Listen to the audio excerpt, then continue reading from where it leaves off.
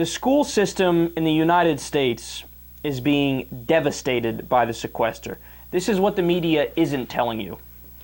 In Indiana, at least 2 Head Start programs are conducting what's called random drawings to determine which kids to drop. A total of 1,000 kids are estimated to be kicked off the program statewide. In Alton, Illinois, 2,000 children will have their school year shortened by 2 weeks. In Fostoria, Ohio, more than 1,100 children will have their school week cut by a week.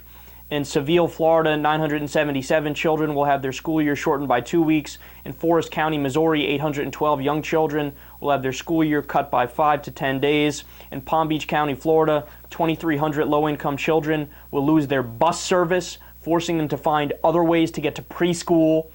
Stay classy, Congress. I mean, seriously, think about this. We still give ExxonMobil a $4 billion subsidy. It's a corporate welfare check. And we say, oh, they need it for research and development. They're one of the most profitable corporations in the world.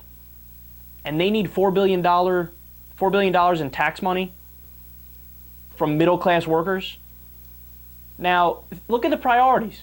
You keep those funds in, but 2,300 low-income children, they lose their bus service. You cut that first.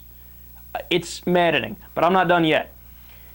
On a broader scale, there's $633 million cut to special education programs, $400 million cut to Head Start, $723 million cut to Title I education funding, $503 million cut to children and family services programs, $115 million cut to child care and development grants, $157 million cut to federal student financial assistance and aid administration, $20 million cut to maternal, infant, and early childhood home visiting programs. The list goes on and on. In fact, the total number in terms of sequester cuts that affect the education system, $2.6 billion. Now, due to the Great Recession, a lot of people also don't know, and due to budget cuts, since Obama has taken office, there's been a total of 355,000 teachers' jobs that have been cut. Now, obviously, the Republicans aren't going to fix that.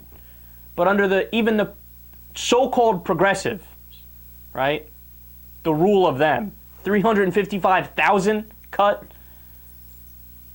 Now, at the same time this is going on, mind you, the median pay for the top 200 CEOs rose to $14.5 million. That was for 2011.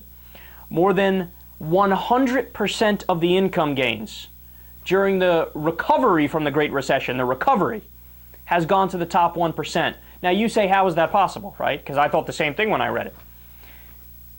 It's because the middle class and the poor, our income is shrinking.